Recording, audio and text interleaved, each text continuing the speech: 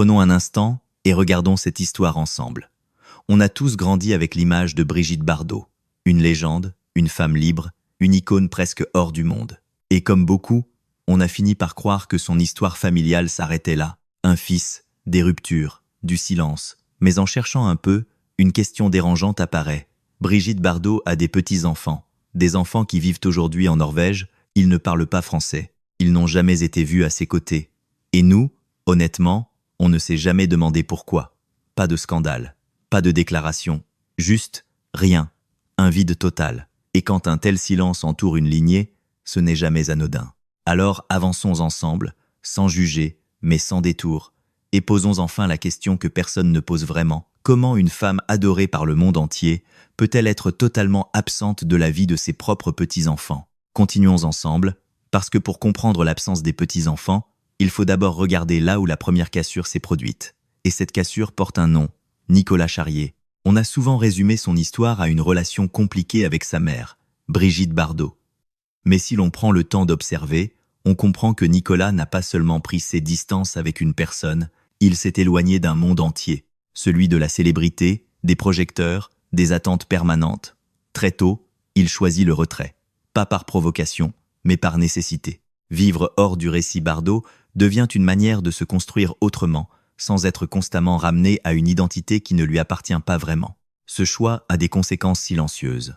En quittant la France, en s'installant à l'étranger, Nicolas coupe progressivement les fils visibles de la transmission familiale. Il fonde sa propre famille, loin des codes, loin du tumulte médiatique. La Norvège n'est pas qu'un décor géographique, c'est un symbole, une autre langue, une autre culture, une autre manière d'exister. Et quand des enfants naissent dans ce contexte, ils ne grandissent pas seulement loin de leur grand-mère, ils grandissent hors de son univers, hors de son histoire, hors même de l'idée qu'ils pourraient un jour y appartenir. Il n'y a pas ici de décision brutale, pas de phrase qui dirait « je coupe les ponts ».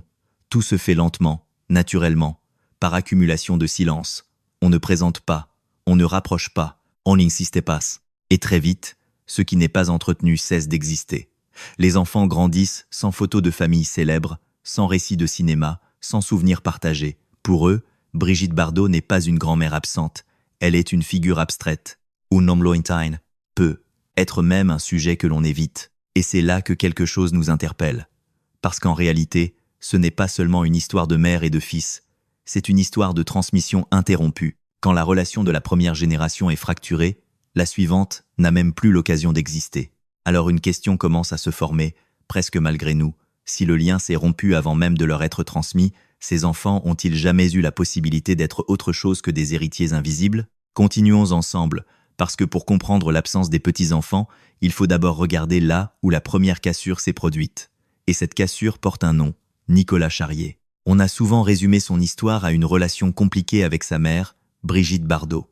Mais si l'on prend le temps d'observer, on comprend que Nicolas n'a pas seulement pris ses distances avec une personne. Il s'est éloigné d'un monde entier, celui de la célébrité, des projecteurs, des attentes permanentes. Très tôt, il choisit le retrait. Pas par provocation, mais par nécessité. Vivre hors du récit Bardot devient une manière de se construire autrement, sans être constamment ramené à une identité qui ne lui appartient pas vraiment. Ce choix a des conséquences silencieuses. En quittant la France, en s'installant à l'étranger, Nicolas coupe progressivement les fils visibles de la transmission familiale. Il fonde sa propre famille, loin des codes, loin du tumulte médiatique. La Norvège n'est pas qu'un décor géographique, c'est un symbole, une autre langue, une autre culture, une autre manière d'exister. Et quand des enfants naissent dans ce contexte, ils ne grandissent pas seulement loin de leur grand-mère. Ils grandissent hors de son univers, hors de son histoire, hors même de l'idée qu'ils pourraient un jour y appartenir. Il n'y a pas ici de décision brutale, pas de phrase qui dirait « je coupe les ponts ». Tout se fait lentement, naturellement, par accumulation de silence. On ne présente pas, on ne rapproche pas, on n'insiste pas. Et très vite, ce qui n'est pas entretenu cesse d'exister. Les enfants grandissent sans photos de famille célèbres, sans récits de cinéma, sans souvenirs partagés. Pour eux, Brigitte Bardot n'est pas une grand-mère absente. Elle est une figure abstraite. Unnomlointain peut être même un sujet que l'on évite. Et c'est là que quelque chose nous interpelle. Parce qu'en réalité, ce n'est pas seulement une histoire de mère et de fils. C'est une histoire de transmission interrompue, Quand la relation de la première génération est fracturée, la suivante n'a même plus l'occasion d'exister. Alors une question commence à se former, presque malgré nous. Si le lien s'est rompu avant même de leur être transmis, ces enfants ont-ils jamais eu la possibilité d'être autre chose que des héritiers invisibles? Allons un peu plus loin ensemble, car une question devient inévitable. Si ces enfants ont grandi loin de leur grand-mère, loin de la France et loin de l'histoire Bardot, que savent-ils réellement d'elle? Pas ce que les journaux racontent, pas ce que le cinéma a figé, mais ce qu'on sait quand on est enfant, dans la sphère intime. Probablement très peu. Peu, être rien. Et c'est là que la situation devient troublante. Pour eux, Brigitte Bardot n'est pas une présence absente que l'on regrette. Elle est plutôt une figure abstraite, un nom qui circule sans chair, sans voix, sans souvenir partagé. Une célébrité parmi d'autres, dont le lien biologique n'a jamais été transformé en lien affectif. Grandir ainsi, c'est être protégé d'un poids immense, celui de porter une légende familiale écrasante. Ces enfants n'ont pas vécu sous le regard des photographes, ni sous les attentes d'un héritage symbolique. Ils ont probablement eu une enfance plus simple, plus anonyme, et cela, en soi, peut sembler enviable. Mais cette protection a un revers. Elle crée un vide, car une grand-mère n'est pas seulement une figure aimante, elle est aussi un relais de mémoire. Elle raconte d'où l'on vient. Elle transmet une histoire que personne d'autre ne peut raconter de la même manière. Ici, cette transmission n'a jamais eu lieu, et ce qui n'est pas transmis n'est pas remplacé. On peut alors se demander comment ces enfants construisent leur identité. Savent-ils qu'ils font partie d'une histoire plus large? Ont-ils découvert ce lien par des livres, des images, Internet? Et si oui, comment intégrer cette information quand elle n'est accompagnée d'aucun souvenir personnel? Découvrir que l'on est le petit enfant d'une icône mondiale sans avoir jamais été regardé comme tel peut être déroutant. Cela crée un décalage entre ceux que le monde projette et ceux que l'on a vécu. Un décalage qui peut susciter de la curiosité, de l'indifférence ou même un refus. Car on ne choisit pas d'appartenir à une légende, on hérite d'un fait, sans hériter du lien. Ce qui frappe aussi, c'est l'absence de récit compensatoire. Souvent, quand un parent ou un grand-parent est absent, quelqu'un raconte à sa place. Ici, rien n'indique que cette histoire ait été racontée autrement. Le silence semble avoir été total. Et dans ce silence, ces enfants ont grandi comme si cette branche familiale n'avait jamais existé. Pas de conflit, pas de colère visible, juste une neutralité troublante, comme si la question n'avait jamais été posée. Et parfois, ne pas poser la question est déjà une réponse. En observant cela, on ne peut s'empêcher de ressentir une forme de malaise discret. Pas parce qu'il y aurait un coupable évident, mais parce que quelque chose d'essentiel manque. Une transmission émotionnelle, un regard, une reconnaissance, pas publique mais intime. Alors une nouvelle interrogation s'impose, plus silencieuse encore.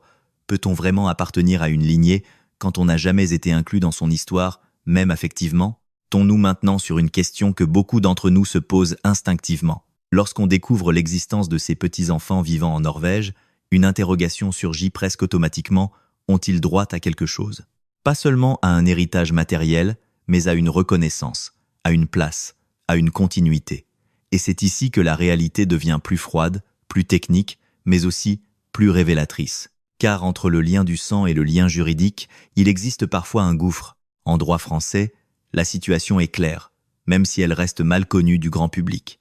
Les petits-enfants ne sont pas des héritiers directs tant que leur parent est vivant. Dans le cas de Nicolas Charrier, cela signifie que toute transmission éventuelle passe d'abord par lui.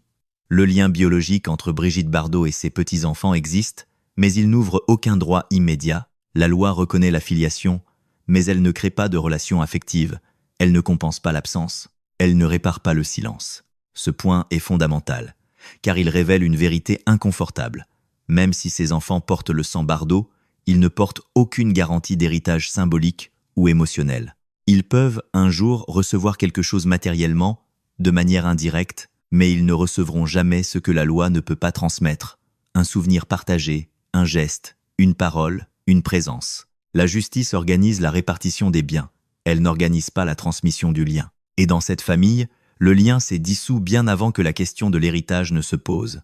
On pourrait croire que cette distance protège tout le monde, qu'elle évite les conflits, les procès, les luttes autour de l'argent. En un sens, c'est vrai, mais elle a un prix, car l'absence de conflit ne signifie pas l'existence d'un lien apaisé, elle signifie parfois simplement que plus personne n'attend rien.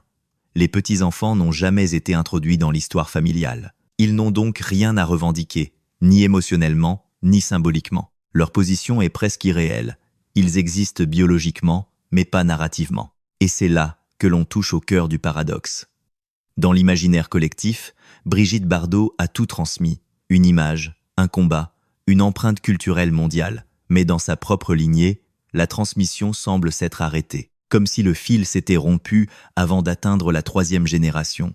La loi, elle, entérine cette rupture sans la questionner. Elle acte ce qui est déjà là, une famille fragmentée, où le sang circule sans créer de continuité affective. Alors, en prenant un peu de recul, une question devient difficile à éviter. Si l'on peut hériter d'un nom, d'un patrimoine, voire d'une fortune, mais jamais d'une relation qui n'a pas existé, que reste-t-il réellement de la transmission quand le lien humain a disparu bien avant l'héritage? Arrivons ensemble au terme de cette histoire, sans chercher un coupable, sans désigner un camp. Ce que nous avons observé, pas à pas, ce n'est pas un scandale caché, ni une trahison spectaculaire. C'est quelque chose de plus discret, mais peut être plus profond. Une transmission qui s'est interrompue sans bruit. Brigitte Bardot a marqué des générations entières par son image, ses combats, son refus des compromis. Mais au sein même de sa lignée, le fil s'est tendu, puis distendu, jusqu'à devenir presque invisible. Le silence n'a pas explosé, il s'est installé. La rupture entre une mère et son fils a créé un espace vide. Dans cet espace, la 3e génération a grandi, non pas rejetée, mais jamais intégrée, non pas niée, mais jamais nommée. Ces enfants ont été protégés de la célébrité, c'est vrai. Ils ont vécu loin des attentes, loin des projecteurs, loin des jugements. Mais ils ont aussi grandi sans ce que beaucoup considèrent comme essentiel. Une transmission affective, un récit familial raconté de vive voix, une place reconnue, une présence qui relie les âges. On pourrait se dire que cela n'a pas d'importance, qu'une famille peut exister sans grands-parents, que le sang suffit. Pourtant, ce que cette histoire nous montre, c'est que le sang ne fait pas le lien. Il le permet, parfois, mais il ne le crée pas. Ce sont les gestes, les paroles, les tentatives répétées qui tissent la continuité. Ici, ces tentatives se sont raréfiées, puis ont cessé, et quand plus personne ne tente, la relation ne meurt pas. Elle n'a simplement jamais lieu. Ce silence n'est pas seulement celui d'une icône vieillissante ou d'un fils distant. C'est un silence qui se transmet, comme une habitude, une manière de ne pas ouvrir certaines portes, une façon de protéger peut être, mais aussi de renoncer. Et à la fin, chacun vit de son côté, sans conflit, sans drame, mais aussi sans lien. La légende continue ailleurs, dans les livres et les images. La famille, elle, suit un autre chemin, plus discret, presque effacé. Alors, avant de refermer cette histoire, restons un instant avec cette pensée. Si une lignée peut traverser 3 générations sans se rencontrer vraiment, si le nom se transmet sans la relation, si l'héritage existe sans la mémoire, qu'est-ce qui fait, au fond, qu'une famille existe encore?